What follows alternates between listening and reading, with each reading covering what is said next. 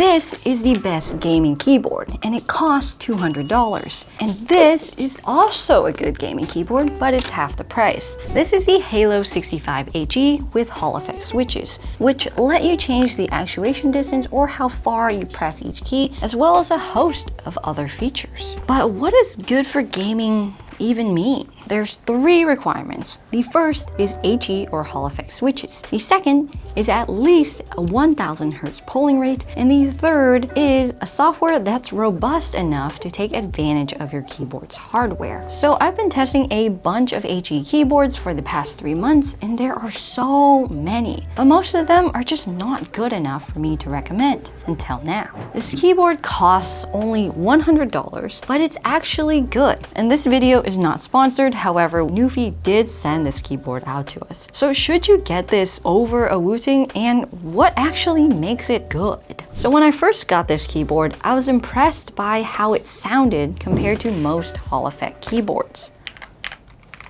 It's not hollow, and the bottom mount is satisfying. It has a simple design with a compact 65% layout. There's a small blocker between the bottom row and the arrow keys. Other than that, everything is packed together to save desk space. It's great for gaming. At the top left, you have the USB-C port, as well as a switch that lets you swap between 3 programmed layouts, which you can modify using their software called Nuphy.io. We'll go in depth on their software later. It's surprisingly robust and easy to use. Above the escape key, there's a small RGB light bar and a halo of light all around the keyboard, hence the name Halo65. Now this looks really cool on video and in photos, but when you're actually using it, you can't see it at all. The top plate is made of aluminum, and it has Halo65HE engraved into the top right side. It looks pretty sleek. It also has a bunch of text additions if you want to read those. The bottom case has a scalloped design that I'm not personally loving, but it does add texture so you can lift your keyboard up easily. The back has 2 kick-up feet with 2 angles each, so you can pick and choose where you're most comfortable with. The most shocking part about this keyboard is the sound. The thing sounds just as good as a custom keyboard. It uses magnetic jade Pro switches, which are one of the best HE switches on the market. When compared to the Wooting's lacquer switches, they sound less muted and have a more satisfying bottom mount. The spring weight is light, perfect for gaming for long periods of time. This thing is also wicked fast. It has an 8000 Hz polling rate, which is really good for a budget board like this. However, it doesn't have true 8 kHz polling. The scan rate on the Halo65HE is 2500 Hz, which limits the overall speed to 2500 Hz, which is still really fast. AK isn't as important as you may think, despite all of the marketing surrounding it. In the box, when you buy this keyboard, you get a large manual. Nuphy always includes these anime girl posters on the back of them, if you're into that. You get a dust cover, some additional matte keycaps, and a rubber USB-C cable with orange accents to match the gray and orange of your keyboard. But unfortunately, this is the only colorway that this keyboard comes with. It can be difficult to match your setup, but because the case is gray, you could swap your keycaps out for a different set, but it'll still have this little orange accent on the back, but you won't see it anyways. And you get a keycap and switch puller. That's pretty much it. In addition to the magnetic jade Pro switches, the Halo65HE also comes with another switch for $10 less, called the magnetic coral switches. They are slightly heavier with a dual rail structure, so the tops of your keys will be more stable and less wobbly. Unfortunately, I wasn't able to get my hands on the switches, but there are sound tests of the switches out there in the universe. There's a normal amount of switch wobble on the Jade Pros, but they feel super stable at the top compared to other switches. The Halo65HE is hot swappable, and it's compatible with all the same switches as Wooting, such as the Geon Raptors, magnetic white switches, lacquer V2s, some normal magnetic jades. So I'm glad they're not proprietary like the other HE boards out there where you're just stuck with what you have. There's also an additional wrist rest that you can get for $34, which is a bit pricey considering the price of the keyboard is $100 or $110. Paying an extra 30% for a wrist rest is a bit much. If you do opt for it, it matches the keyboard perfectly. It's a bit translucent, it's nice and firm. I actually enjoy using it a lot since it's so comfortable. I even use it with other keyboards. The typing experience is not bad, but it's also nothing to write home about. There's no gasket mount, no softer bouncing typing feel, it's just tray mount, but all for good reason. Because the Hall effect sensors are so sensitive to just 0.1 millimeters of movement, a gasket mount that goes up and down would completely ruin that. I know the Halo65HE is gasket mounted, but the board barely moves at all, even when you press really hard. The keycaps on the Halo are cherry profile with double shot PBT plastic. You don't have to worry about greasy or shiny keycaps, and the tops are matte and smooth. There are orange sub-legends for Mac functions on the number row, but they're so hard to see that it would be better to just not include them at all. They're so dark. The font they picked for the legends are clean, except for some slight irregularities. The spacing and sizing on letters for backspace, for example, or even shift, or the thickness on the font for caps lock and tab compared to shift. It doesn't bother me as much as other keyboards, which have it much worse.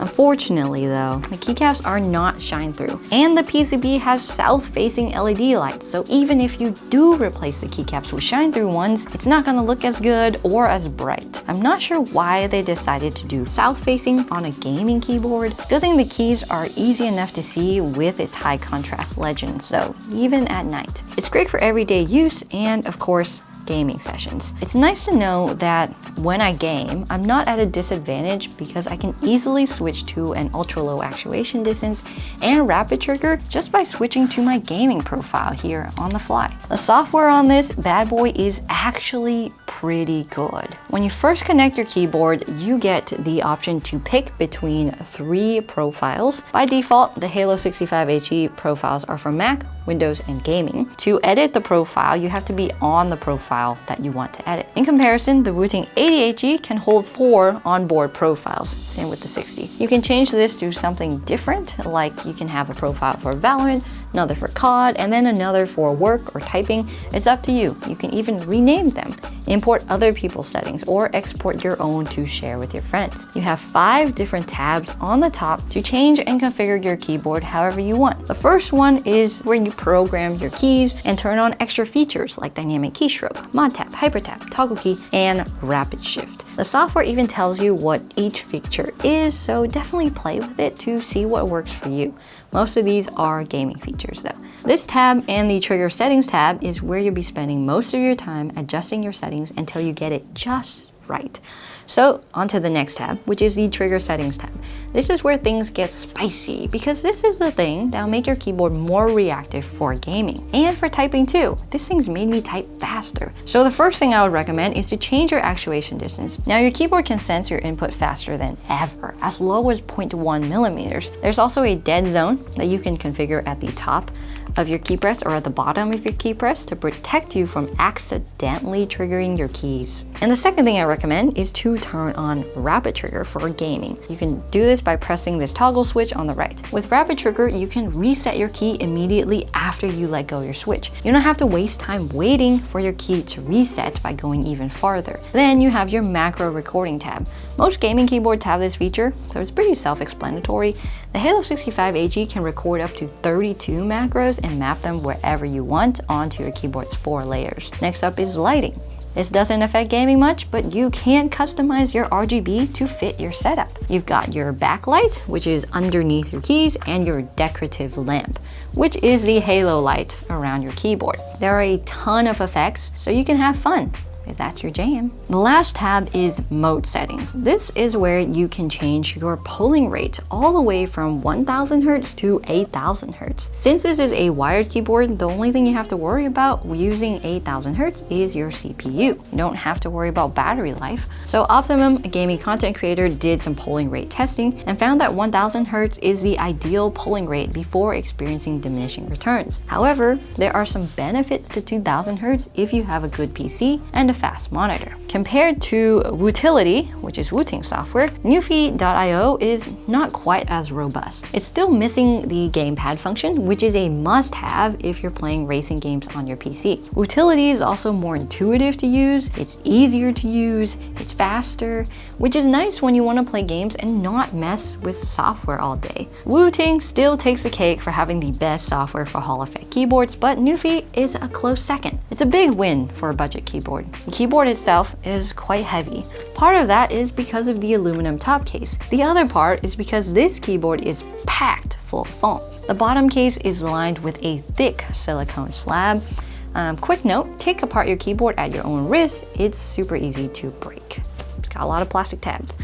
On the back of the PCB, there's a layer of squishy, stretchy pour-on foam that's adhered to it, and you can take it apart without ripping by rolling it off slowly. It feels really satisfying. In between each switch is another layer of pour-on foam. So all these work together to make the keyboard sound thockier and dampened. There's a single ribbon cable from the PCB to the USB-C daughter board, so it's not bad. It's a thick cable too, so I wouldn't worry too much about the durability of it. The stabilizers are plate mounted, they're well lubed, and they're tuned really nicely. Nuphy has a lot of spacebar sound dampening foam that makes the spacebar sound really great. The plate is made of aluminum, it's attached to the PCB with a ton of screws to make sure the distance between the plate and PCB is the same throughout the keyboard, and they paid a lot of attention to this because Hall effect sensors are so sensitive. So the Halo65HE is compatible with everything: Android, Windows, Mac, Linux, you name it. Despite not being as good as the Wooting 80HE, the Halo65HE has a special place out there. The value of the keyboard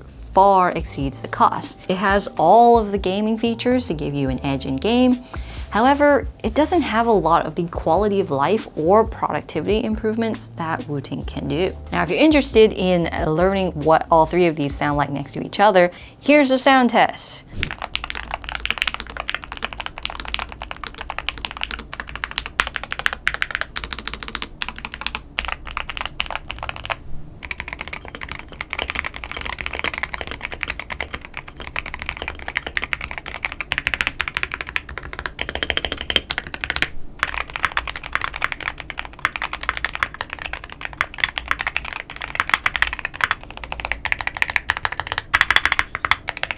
If this is your only keyboard and you want to splurge on the 80HE to game and do more, check out our Wooting 80HE review right here. Bye!